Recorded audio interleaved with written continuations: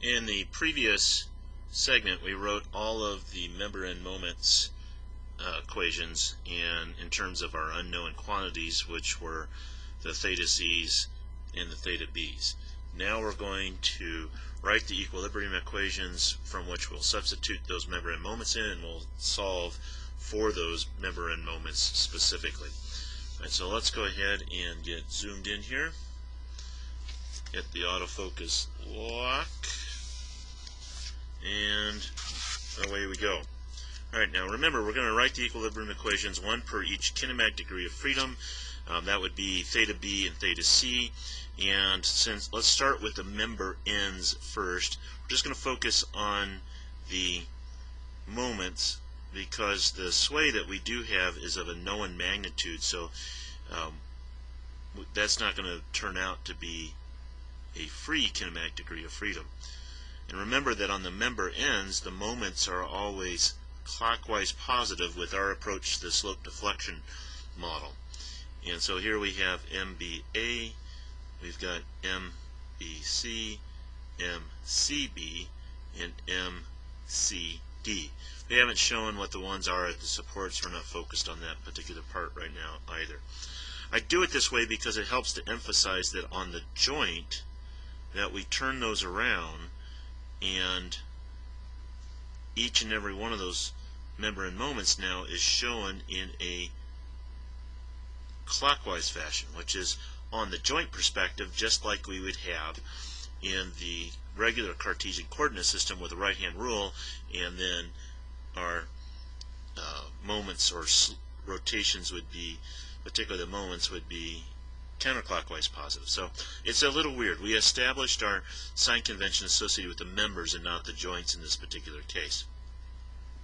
And then we get a fairly simple, and this will happen every single time, the slope deflection method, and it does not matter how many members frame in, what angles they frame in. We get a simple equation. Right? So here we go. We get sum of moments at that joint. I haven't even shown the reaction, and there's no applied moment at the joint. We just get these member end moments, and so we have MBA plus MBC equals 0. Notice the first subscript is going to be the same in every case, right? And that tells us right off the bat what we would have intuited anyways, that you can't possibly have two moments that are acting in both directions. One has to be opposite of the other in order for equilibrium when we've just got those two at that joint. Right, so we take those then, and we're going to substitute in all for each of these folks all of the stuff that we had over from here. So we're going to use MBA and MBC, combine those, and MCB and MCD, and we'll combine those two is ultimately what we've got. So that equation 1, then we would be adding in our 12ek theta b plus 94.7, that's from MBA, and then from NBC we'll have 16ek theta b plus 8ek theta c plus 64. And now you can see why I put this little gap in there in that top part of the equation so that I could more easily organize all this stuff. Of course, that's all going to be equal to 0, and so that equation then would amount to 28ek theta b plus 8ek theta c. Add up those two, take it to the other side, and you'd have a minus 158.7. Right, now we do this again for, so that sum of those two was equation 1. We're going to do the sum of those two for equation 2. It's a little bit more straightforward here. We've got just the one theta b term. We've got those two theta c terms. Add these two, take it to the other side, and so equation 2 would then turn out to be then 8ek theta c plus, in this case it turns out to be also 28 ek theta b, and then on the right hand side we end up with a negative number here that comes over to the other side at 144.3.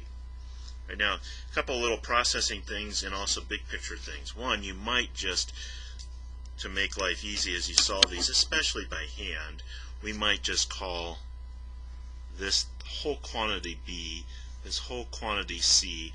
It's just a little easier to kind of work with. And then we can factor out our terms.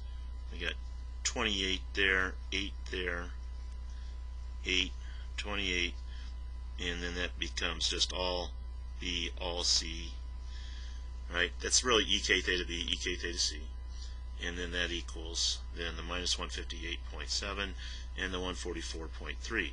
These are kilonewton meters, remember, because we are writing moments there. Right now, this is kind of interesting to me because when you work with it this way, and you write this is basically K delta equals really the opposite of the fixed end forces, which in this case are just nothing but moments. And they're just like the flexibility matrix turned out to be symmetric, so also will the stiffness matrix. Now, for doing hand calculations, I never take advantage of that to simplify my work. I write it all out, and it's a self-checking thing to make sure that I process the math correctly. Now, you're not going to usually get this additional symmetry of the diagonals, but hey, if you go back to the original structure, right, we had what turned out to be a center line that was also a mirror line for the basic structure, both the supports and the EI over L's of the member.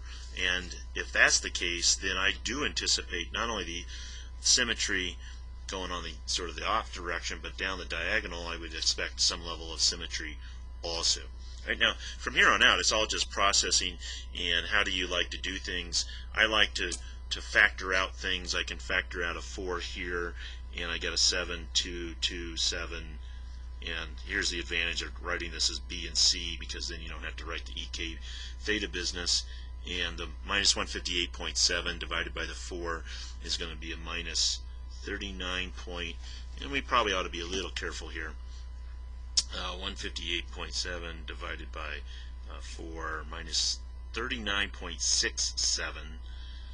I've run this where I just did 39.7, and I get a level of rounding error that I wasn't really very pleased with. You'll see here how this flows out in a moment. That would be about 0.07. Again, kilonewton meters sitting there. Right? And again, if you're processing this by hand, now it's a little bit easier to do all this. Of course, you could have just solved simultaneously the way you're used to doing up here. I looked at that. I didn't see any simple combination of things in terms of nice factoring. That's why I went to this approach. And so remember, we can do the inversion of the stiffness matrix, and so we'll have 1 over the determinant. That'll be 7 times 7, 49, minus the product of the off diagonal for the 2 by 2 only. So that'll be a 1 over a net of 45. Swap the roles of the major diagonal terms, and then swap the roles of the off diagonal terms. We'll put a minus sign in there, and then that'll get multiplied by our fixed end force vector. Okay, and when we do that, then we find out that, and I'm going to substitute back in here, ek theta b, ek theta c, just to emphasize what we've got. And again, I'm going to just go ahead and show you how I worked it out.